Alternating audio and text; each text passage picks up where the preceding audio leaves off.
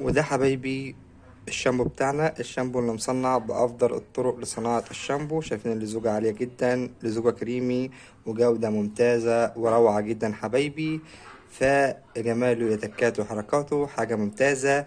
المرة اللي فاتت صنع لكم شاور والمرة دي شامبو، فمدلعينكم، فما تنسوناش انكم تدلعونا وتعملوا لنا اعجاب واشتراك بالقناة وتفعيل زر الجرس، واهم حاجة دعوة حلوة من القلب. فيلا بينا بدون كلام كتير على فيديو التصنيع. السلام عليكم ورحمة الله وبركاته. أهلا بكم حبايبي متابعيني الكرام من مصر جامعة العربية. دمتم ودامت أيامكم بكل الخير والحب والسعادة. بعد بسم الله والصلاة والسلام على رسول الله صلى الله عليه وعلى من والاه. معكم أخوكم أحمد الكومي، الأمل لتعليم صناعة المنظفات. احنا النهاردة حبيبي هنعمل لتر شامبو بجودة عالية جدا وبطريقة سهلة بإذن الله. طبعا احنا امبارح عملنا لكم شاور والنهارده هنعمل لكم شامبو، فمدلعينكم، فيا ريت تدعمونا بالاعجاب بالفيديو والاشتراك بالقناه وتفعيل زر الجرس ومشاركه الفيديو مع اصدقائك، ده كله بيدعمني. طبعا يا جماعه معانا اول حاجه الجردل بتاعنا. فحبايبي كده هننزل باول حاجه معانا، طبعا مش الميه. اول حاجه معانا هننزل ب 140 جرام من التكسبون. هننزل بال 140 جرام من التكسبون. عفوا وزادت مننا، هنظبط الكميه ونرجع لكم تاني. وبعد حبايبي ما نزلنا بكمية التكسبون هننزل بحوالي نص لتر مية عليه.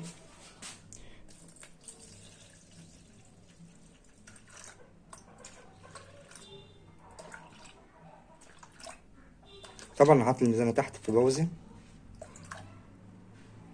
يعني مش لازم يعني بالجرام، يعني نص لتر اقل، المهم حاجة تدوب التكسبون في البداية. وبعد ما حطينا التكسبون بتاعنا هنقلبه كويس جدا.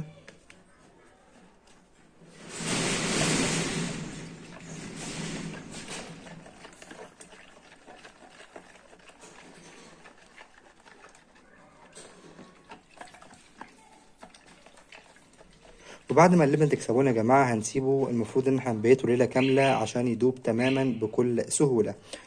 ولما يدوب التكسبون نرجع لكم تاني. طبعا هنقلبه على فترات برضو عشان يدوب معنا بسرعة، يعني كل كام ساعة كده ندوله تقليبة. هنصبح تاني يوم نلاقيه هو والمية واحد. وبعد حبايبي ما التكسبون داب معانا بكل سهولة، دلوقتي انا هنزل بالكمبرلان بتاعي.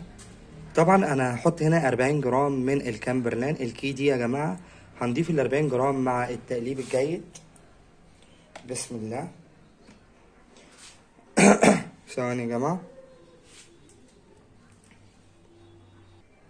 دلوقتي يا حبايبي هننزل بال 40 جرام بتوعنا. بسم الله.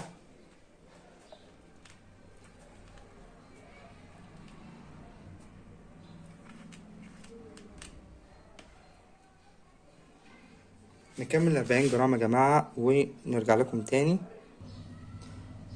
وبعد حبايبي ما نزلنا بالكمبرلان، هو الكمبرلان يا جماعة معانا تقيل سنة لأن ده كان آخر شوية ومتجمدين، ولكن الكمبرلان بيجي بسايل لازق سنة بسيطة، بيجي سايل لازق سنة بسيطة.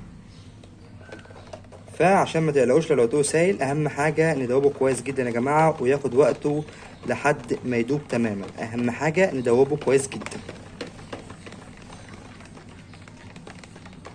طبعا انا هديله وقت الكافي للإذابة وارجع لكم تاني.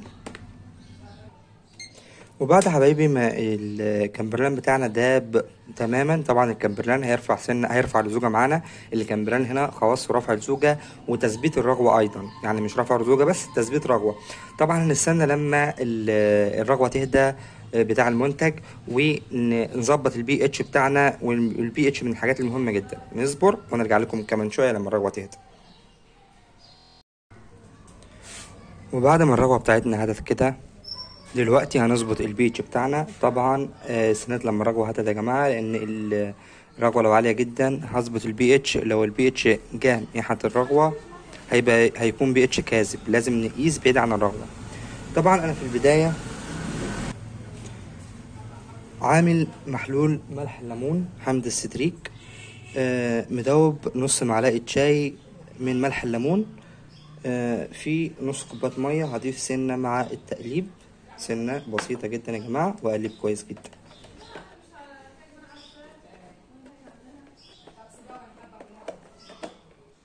وأقلب كويس جدا. بعد كده هشوف البيتش بتاعه، واهم حاجه يكون بعيد عن الرقبه.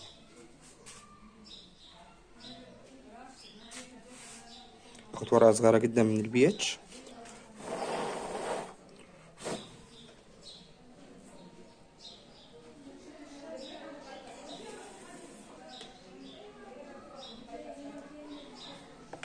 البيتش بتاعنا يا حبايبي حوالي 7.5 اهوت. هنحط كمان حمض ستريك اللي هو ملح الليمون، سنة بسيطة بسنة بسيطة عشان ما ينزلش مننا مرة واحدة وهتبقى مشكلة كبيرة.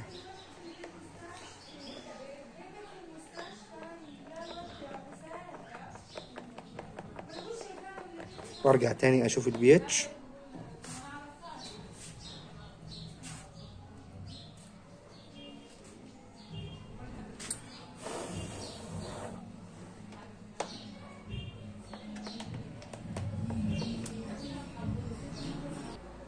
وكده حبايبي الرغوة علت معانا لان احنا ما صبرناش لما هدت خالص، فالرغوة معكسانة هنصبر لما تهدى خالص ونكمل بقية منتجنا ونظبط البيتش.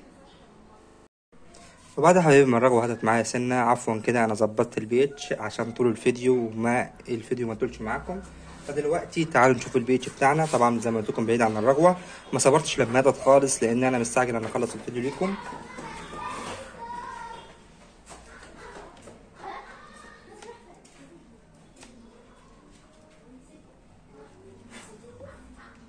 تعالوا نشوف البيتش بتاعنا.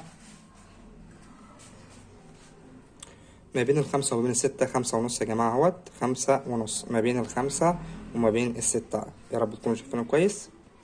هو ده 5.5، من 5.5 ل6 هو كويس جدا. مين؟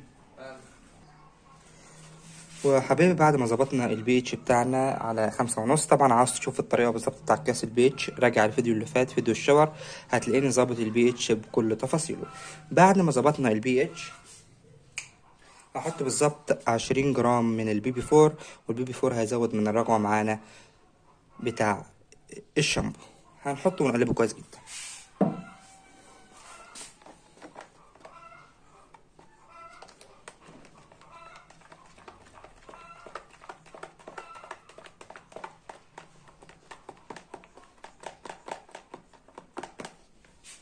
وبعد ما حطينا البيبي فور بتاعنا 20 جرام، دلوقتي هنحط 20 جرام من البي كيو 7. البي كيو 7 يا جماعة ممتاز جدا، عفوا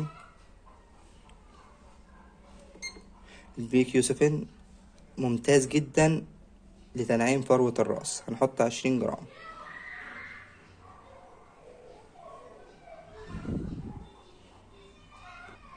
وبعد ما حطينا البي كيو 7 هنقلبه كويس جدا.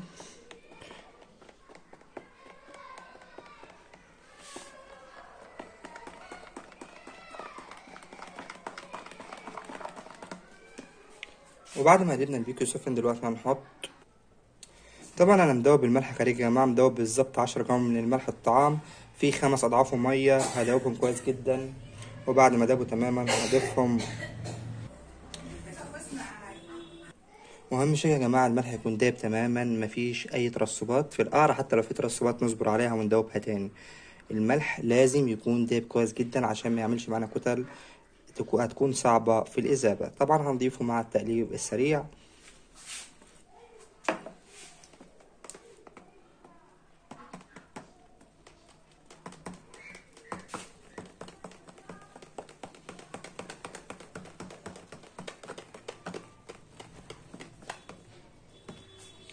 طبعا المنتج ربط معانا جامد. بعد الملح بتاعنا هنحط بالظبط 5 جرام حبايبي من المصدف اللي هيديني شكل جمالي للمنتج، 5 جرام فقط. وهقلبهم كويس جدا.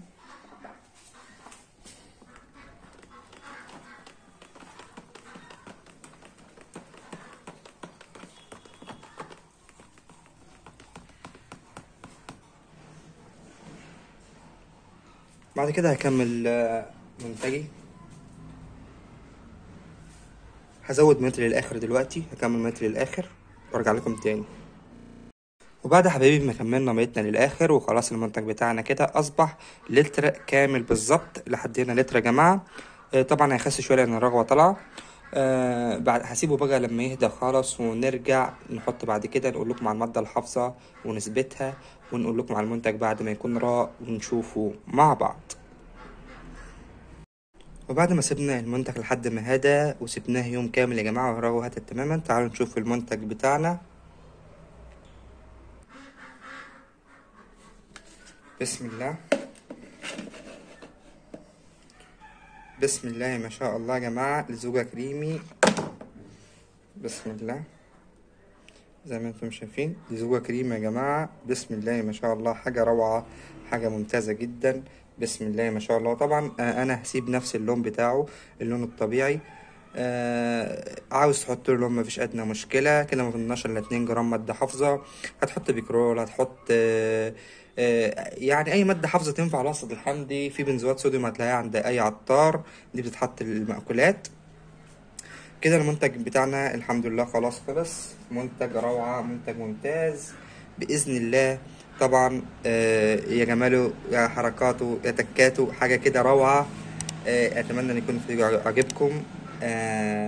حاجة جميلة جدا يا جماعة. كمان بيكون سفن هيناعم لفروة الراس.